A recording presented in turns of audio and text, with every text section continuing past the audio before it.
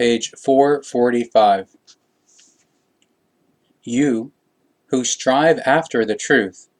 heed yourselves and not the mockers, who are still not open to the truth and the truth life, and stand like ones who are ill in their consciousness,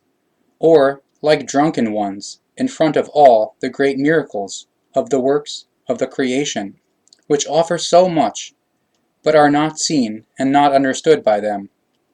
because they are seeing blind ones, who grope their way helplessly through the life, and push aside everything splendid of the creation, because they do not realize it in its reality. And you, who strive after the truth, be not confused, and do not sleep while learning, so that you really recognize the truth, and not claim that only that which you see with your eyes is real, and that there is no life where you cannot perceive any movement with your eyes. Truly, this is not the truth, because even when, with the dying of your body, you cease to be yourselves, the life still continues through the spirit form that disappears into the realm of the other world in order to be reborn at its time in a new body and with a new consciousness and a new personality. Do not therefore be blind with seeing eyes, and do not deny the living as the opposite, merely because there are many things you cannot see that are hidden from your seeing, and that nevertheless exist in full aliveness. Truly, there are many things you do not yet know, because your abilities and senses are restricted. So you also do not know and do not understand that not only with space and time are there many things connected, which you have to learn through your consciousness, but also with regard to your spirit, i.e., the spirit form, which as a minute part of the creation animates the human consciousness, the mental block, and the consciousness block, as well as the body, and cannot be perceived with the material senses, the eyes, the ears, or through the sense of touch, not through the feelings, not through the smelling or tasting, but solely and exclusively through the fine spiritual perceiving, which stems out of the spirit realm itself, and comes via the subconsciousness into the material realm of the psyche and consciousness. It is a fact, however, that not everything that rises above space and time can be perceived through your human, material senses, because all things beyond the space and beyond the time are integrated into more fine fluidal levels and forms, which in turn can be perceived only through factors which are laid out for this, such as the spiritual Gemüt, which is capable of the fine spiritual perception. You, humankind of Earth, however, you have not yet found any logical, intellectual evidence for this, because through your religious, ideological, or philosophical belief, you are captured in irrational teachings that lie far from all truth of the true spiritual life, whose fundamental existence lies in the creation, in its love, as well as in its laws and recommendations. And all this lies beyond the earthly or material scaling of space and time, which, however, needs a further way of the fathoming of the truth for this to be recognized and understood.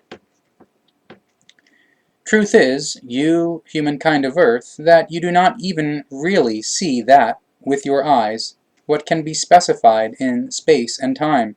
not even that which is in a single drop of water. So you can only see the life in it if you use a strong microscope, through which you see millions of living creatures that struggle with each other for their existence. Truly, there are living creatures in the water, in the air, in the earth, as well as in and around all plants, and in your food that you cannot see with your eyes, only through equipment that magnifies them hundreds, thousands, and millions of times. And it is the tiniest living creatures that possess the energy and power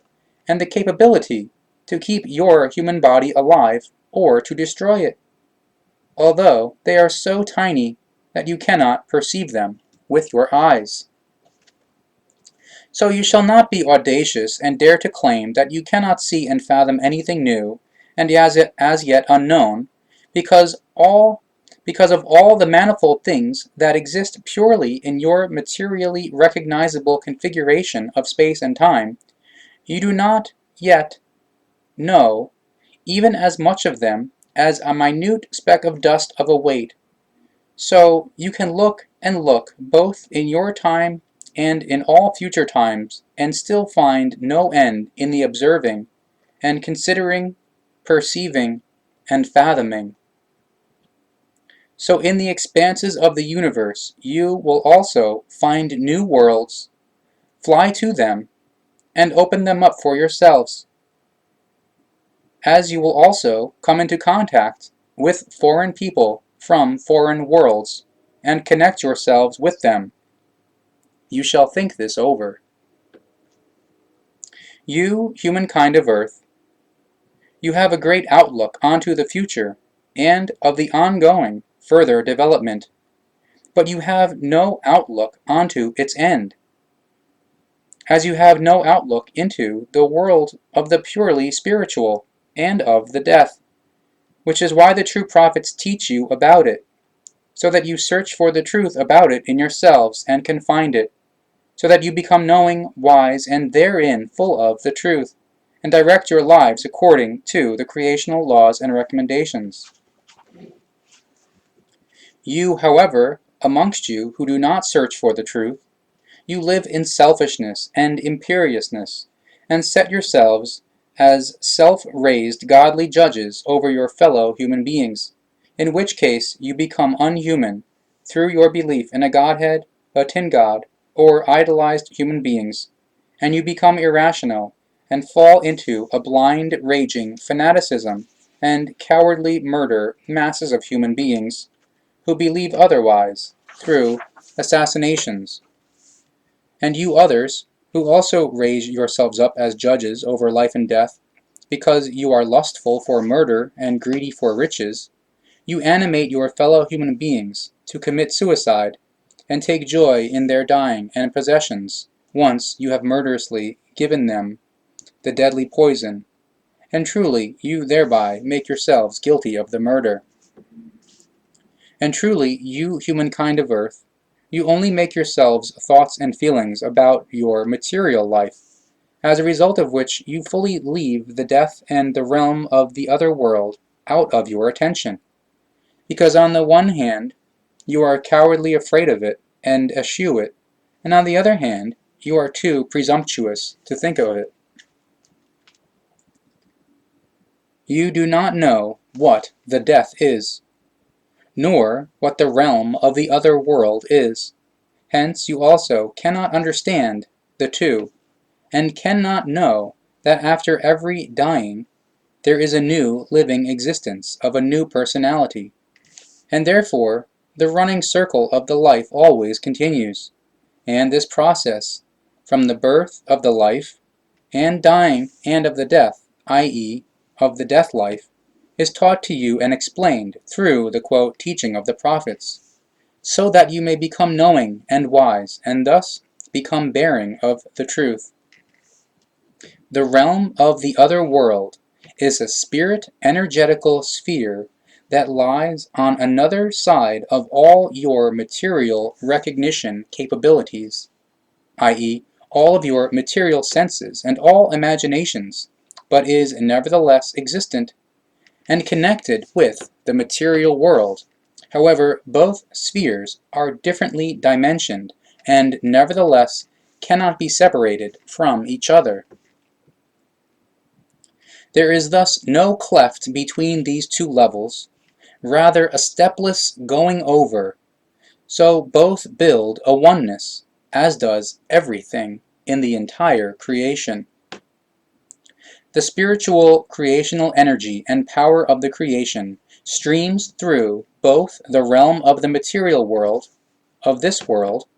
and the realm of the other world, so in both dimensions, i.e. levels,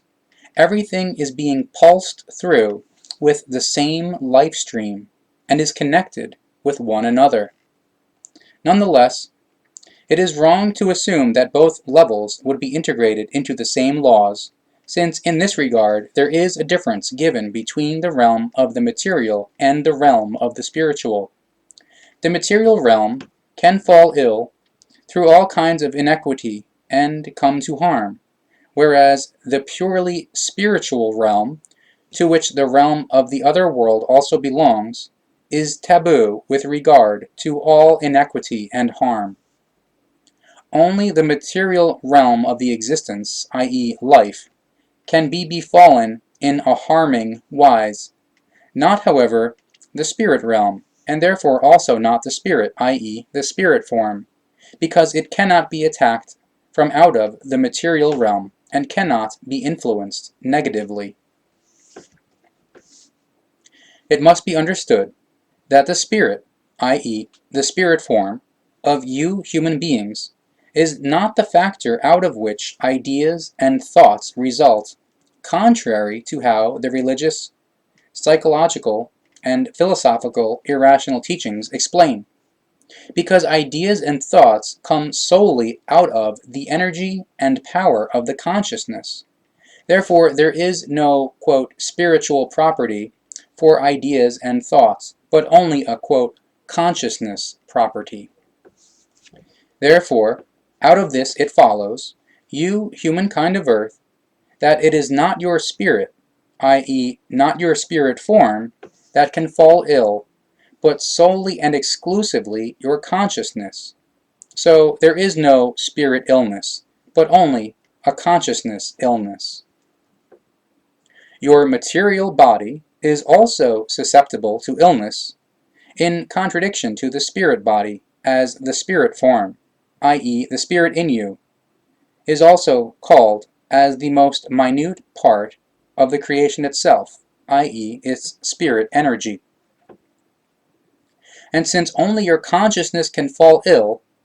it can also fall ill to unknowledge and truth unknowledgeness, whereas, however,